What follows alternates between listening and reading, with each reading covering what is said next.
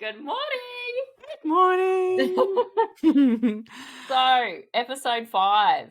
Episode 5. It's exciting that we've got to episode 5. Yeah. All right, let's get in because we only have 30 minutes. I'm going to set the timer. All right, there we go, 30 minutes. So I'm going to start today with page 109 from my book, Remember, Words with a Beautiful Mess That Is Motherhood. So 109 says, when everything is spiraling and nothing is in your control, your authority is in how you respond. And we are going to talk about that today. Yeah. So the first part of that, when it says when everything is spiraling and nothing is in your control, we're going to talk about that in the way of people's perceptions of our business, of our creativity, view that from their side. And then for us, we're then going to dive into our authority is in how we respond to that. Yeah. And like I always say, our business, our art, our life is how we create it. Yeah. I often hear you say that and I get really overwhelmed because I'm like, it feels such an enormous responsibility. And so often I'm like, oh my, okay. And when you kind of think of it in the big sense, it is overwhelming. But when you pull it back to literally the step each day, and we've talked so much about just showing up, not just showing up, but showing up and doing the work. But it's also, while we're showing up and doing the work, while we're showing up and putting our work out into the world, there's a response that's happening. And it's that response that as creatives, we can often get, knocked off course, or questions get put in our heads. And for example, yesterday, so I'm opening a studio, and it's been a lifelong dream of mine ever since I think I was about 10. And I used to organize all my pens and everything in my bedroom in all color, and I'd have everything out, and I've always had a drawing. I've always longed for 30 plus years to have a space, and it's a big thing. It's enormous in terms of my business. I've worked from home for 15 years. I have juggled motherhood and business. I have reset up and relocated and had things borrowed by children, and it's and also obviously the cost, the putting myself out there. And I bumped into someone, and and they were really excited, and they said, "Oh, I hear you're opening a little shop." And it really, my initial response was, I was like,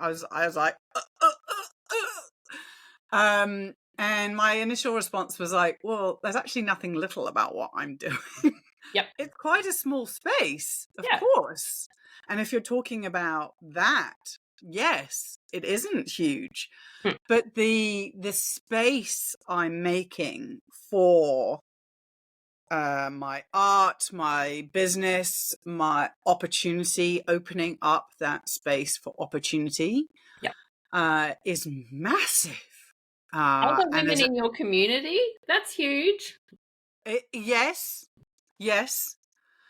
I have lots of plans to work with the community and to hold lessons, and I want to raise some funds for the window that there is in the information center. They want to put a canopy over it and make it. And I said, okay, well, they don't have the funds. So I said, okay, I'll do a fundraiser.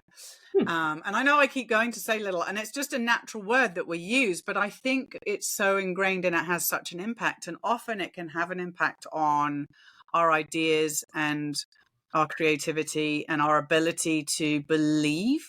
Because as I was thinking yesterday, as soon as we start not, as soon as we start using certain words, it takes us down a level, and to build ourselves back up is work. And we're already doing all of this work. We're already doing all of this work to put ourselves out, to make the creations, to do all of those things. So, so I think that, and I did respond, but I reasonably positively. And then I put something on Instagram, and then, but in a very light-hearted manner. And then from that point on, I'm like, no, I know how big this is for me. I know how big this is for me. And it's for me about shifting that brain. Well, then it comes down to us, as you said, having to get around that mindset of little, or like we've talked about in the last episode, you know, get a job. Can your little business sustain you? And here we are trying to have this confidence in ourselves, believing in ourselves, doing all this work, showing up all the time, continually putting ourselves out there. And yeah, like in that page going, when nothing is in our control, meaning how other people view it, we then have to come back to ourselves and the building of that trust in ourselves of going, I'm creating this, and it's not little, and the ripple effects it has, and the opportunities that it brings, and the space not only for my own creativity and my own what's coming out of my heart and soul, but like you said, you're helping your community.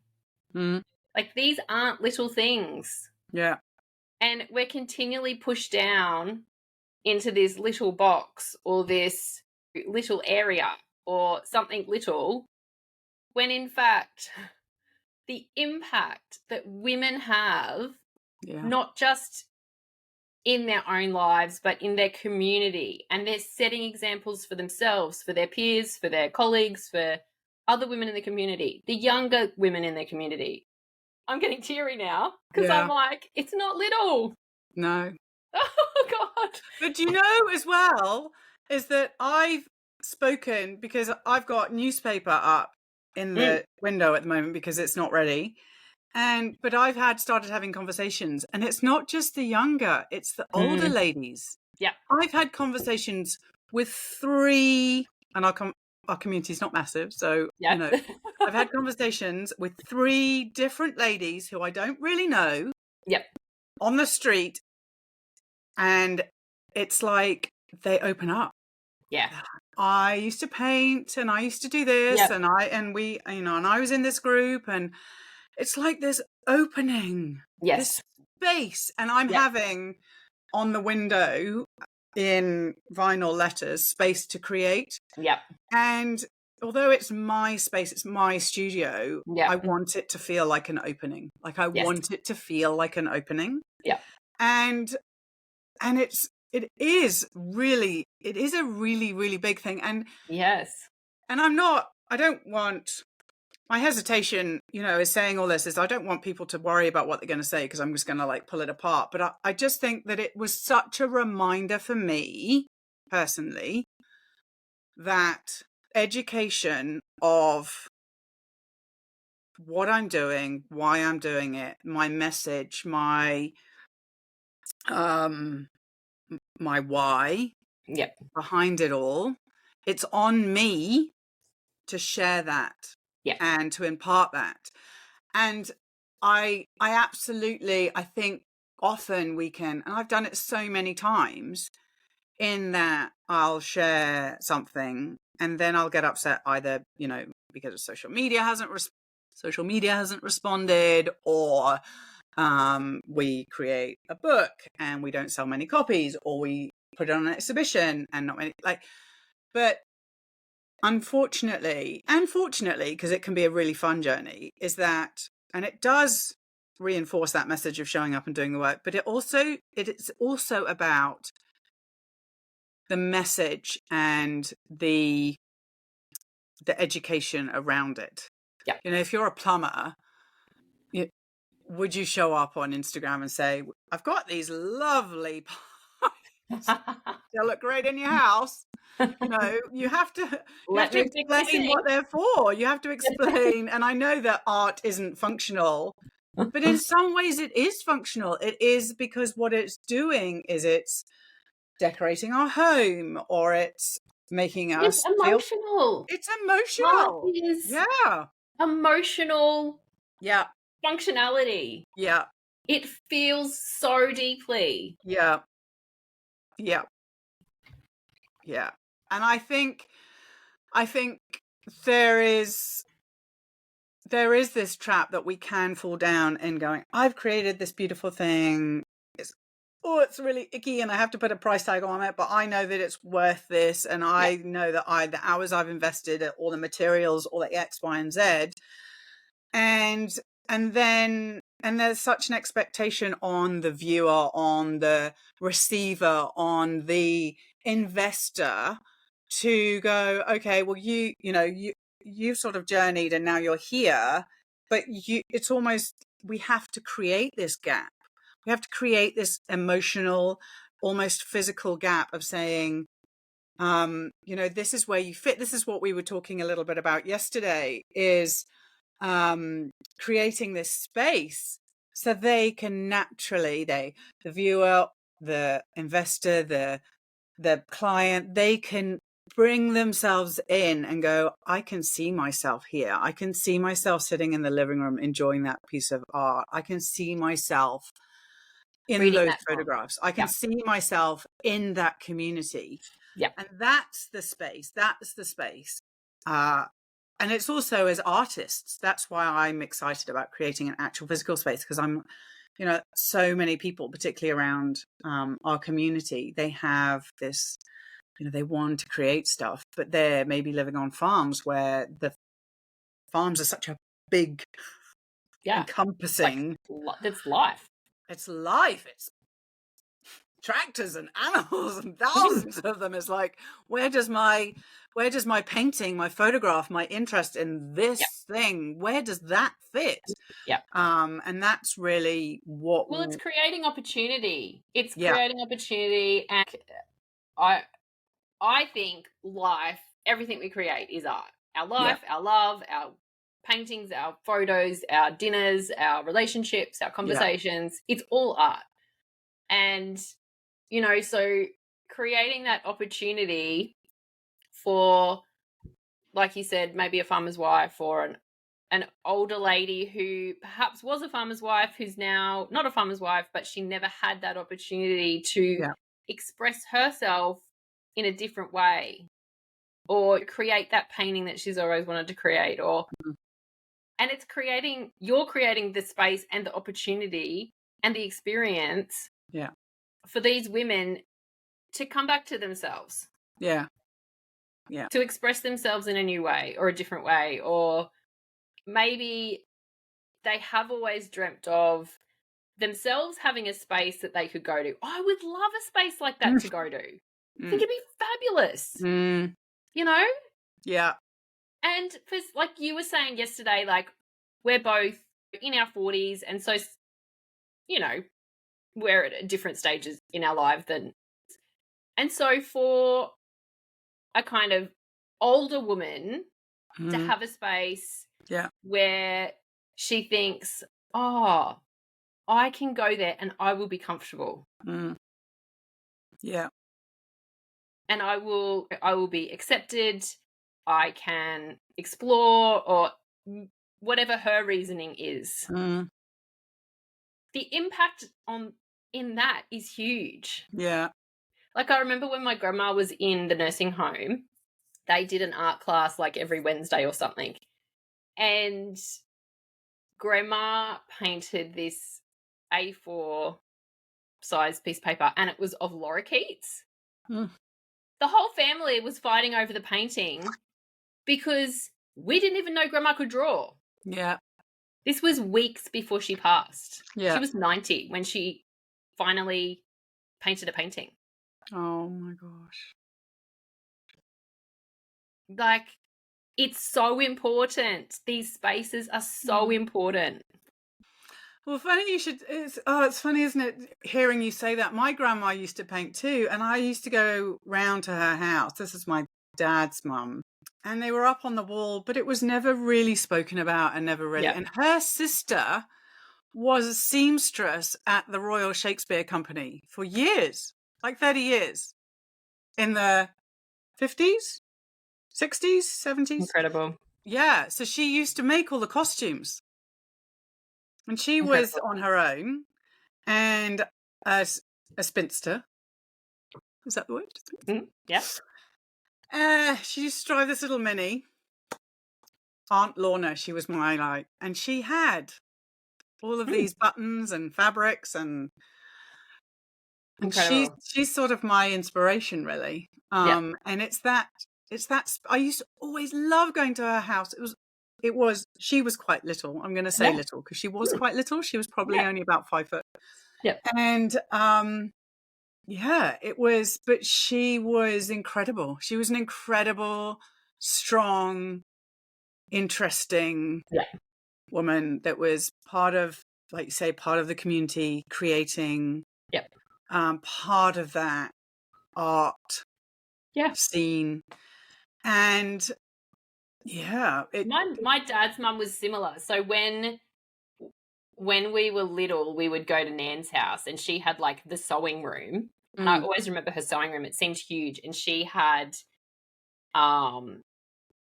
just cupboards of just everything, material, just wool, everything, fabric, whatever. And she always made a lot of our clothes, and I hated it at the time. And when she passed, we went to obviously clean out her home, and there was 4 bedrooms in the house, and there was cupboards and cupboards and cupboards of crocheted, incredible art. It was artwork. wow.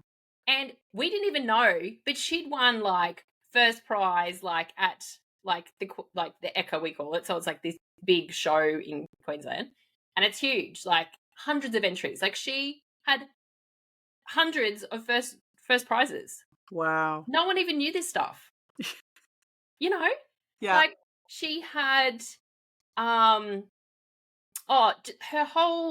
all of her cupboards were full of all these beautiful clothes that she'd made like in the 60s. So there was like all these really cool dresses and pants and jumpers. And I was like, oh my God. And because she really distanced herself from us, just because of her relationship with my dad. She never wanted sons, and she had 2 sons, and she wasn't happy about that. So, but her creativity, like as a young girl, I kind of was like, oh, that's just Nan, you know. But Yeah. she would make, so every Christmas we all got these Christmas cakes with the white icing, you know, that white fondant icing. Yeah. And she would make like a little scene scene. to go on top. Incredible. Like, and I like It's such a lost art. I is swear. such a lost art. And Christmas cake decoration. We were the same. We had deer and little Christmas house and Father Christmas. And then you do the little peaks on the icing. It's such a lost art. Yeah. Yeah. Next year I'm going to make one, I've decided. And all of like her, you know, crocheted tablecloths. But I'm talking like the thread was almost as fine as like fishing wire. So the detail in that, like, yeah, incredible. What we don't know about the older generation and what they can do. Yeah, I totally agree. And exactly like you said a little bit earlier, it's almost like our generation are the connecting points between the older generation and the younger generation coming up. So I went to a secondhand shop and looking for cameras to decorate my studio. Not to decorate, but to have there as part of the history. And I bought one old brownie for $30. And the lady came out and she had a box and she said, "Oh, this is from a photographer's house.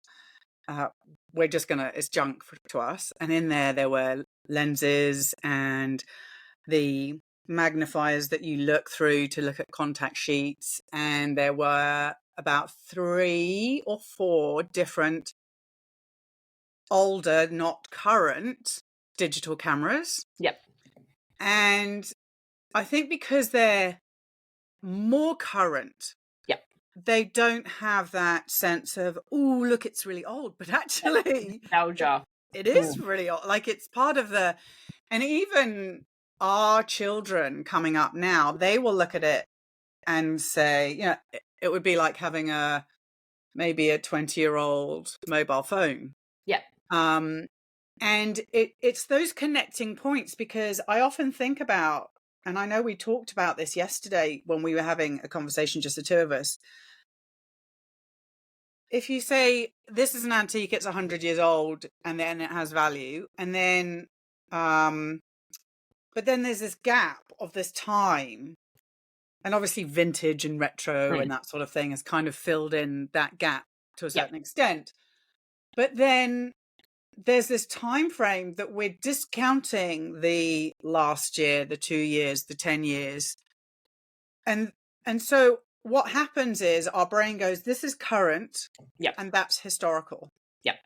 Whereas the thing that I love about what we do as creatives and photographers is that actually we are filling in so many of those spaces to allow the timeline to flow more easily and allow our brains to not have to make all these leaps. And I think that was the thing. It's like when we said at the beginning, and you said your life is how you create it, it feels really big, and you need to have those threads to, almost the sliding scale. And what I love about this conversation is we're talking about that, opening up that gap and having that ability. And that's why I've got lots of art books and photography books. And actually some of them are like 30 years old now, because obviously it was when I was I realized when I looked at one of them, because that's when I was at university studying or at school. And then I'm going to have some current ones. And it's about elevating what we're doing right now and contextualizing it into, and I think I know when I was studying art history and I came out with my degree, and it was 25-ish years ago, and my brain, I mean, then it was different. The opportunities weren't there. I was like, well, I have this degree in art history. What job can I do? I thought, well, I can work in an auction house, and that's selling art, obviously. And I could work in a gallery. So that's beautiful art that's been made. And then I I curate it. And, what did I say? Auction house, gallery. And then obviously you're going into publishing and that sort of thing, which I wasn't really interested in. And obviously now there's a lot more, creative field is wide open now in comparison to 25 years ago. But it was because in my mind, I was going, art history is then, and now I'm now, and the connection point wasn't there. Whereas what I'm really excited about, and what I love about what you do when you work with people, and what I'm doing with this space and with what I do, is it's allowing the gap that we are talking about, the space to open up and allow ourselves to fill it with those connecting dots, with that space. And I think too, as you're saying that, I'm thinking it allows us to open up to our own history, our own stories, and understand that, like you said, you were at uni 25 years ago. Bring that wisdom and that knowledge and your life experiences, and you have that space to bring it through to now. Instead of continually trying to just be in the now. Oh, and not I mean, it's, of course, it's important to be in the present and understand what's happening now. However, we all have these incredible life experiences, education in different fields, experience in different things. You were trained in analog, you now use digital. Like, there's so many opportunities for us to look at our own history and our own wisdom and knowledge and acknowledge that. And when I was talking to these ladies, there was one who I was standing outside talking to someone else outside the studio because we'd just been doing something, and this lady came along, and really she looked tired, and she was looking down because she was walking. I guess probably in her 60s, late 60s. And we started talking. And as soon as we started talking about creativity and art, her shoulders came back, her whole body, and this big smile came on her face. And it was like someone had opened up. That's priceless. It's just incredible. It's so incredible. I'm slightly worried I'm not going to get any work done in the studio. You'll just be having everyone pop in for a cup of tea and a chat. But I think it's so magical. Maybe I'll have to have days, I have to say, I've decided already that I'm going to have little signs, and one saying on location when I'm out on a shoot, and then one that's saying recording podcast. Yes. When we're talking. Don't come back in like 10 minutes because I'm recording a podcast. But yes, I think that's so magical and so important because, and I know we've used the word little, and it's really semantic because it's not really about that. It's more about the closing down of what we do as women. Because every morning we get up and there are, particularly if you're a mum, there are, a good couple of dozen things and people and things that need to happen, before you even kind of get a chance to think about yourself. I mean, if you're one of these organized people and you wake up earlier, which I should do, and I'm kind of trying to, but if, we're kind of building all these blocks every day, and then we're work and career and everything are on top of that. And actually, if we push that down and make it smaller and don't acknowledge it and package it up to be our side hustle or our little thing or the little, it's like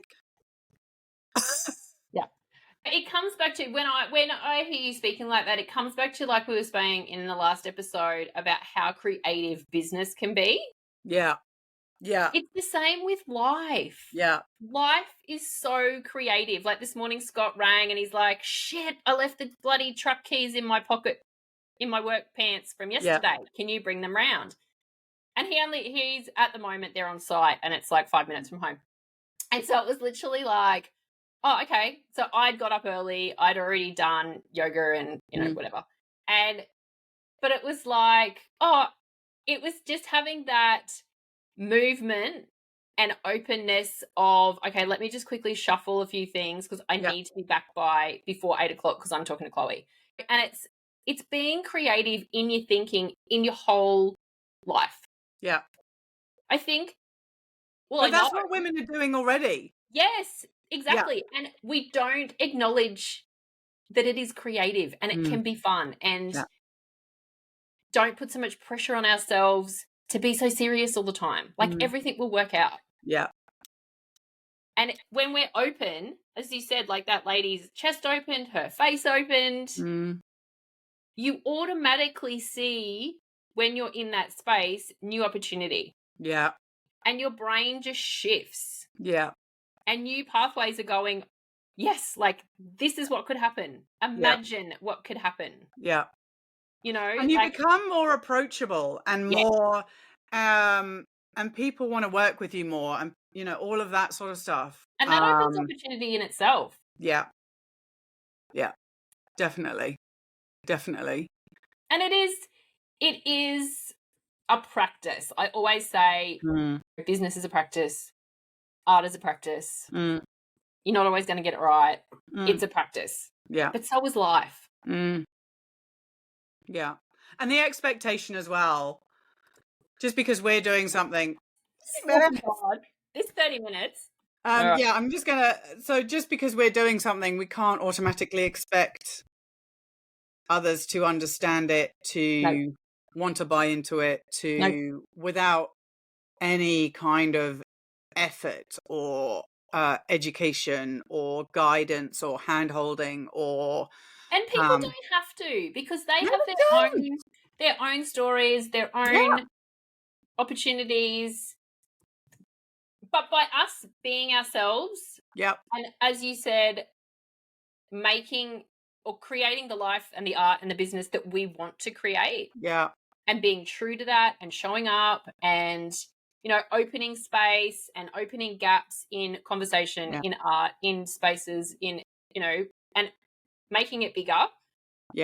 We will bring in, like your ladies in the street, we will bring in people that are attracted to that.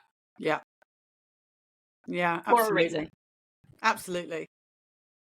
Yeah. And I've already said to myself, it's a working space for me.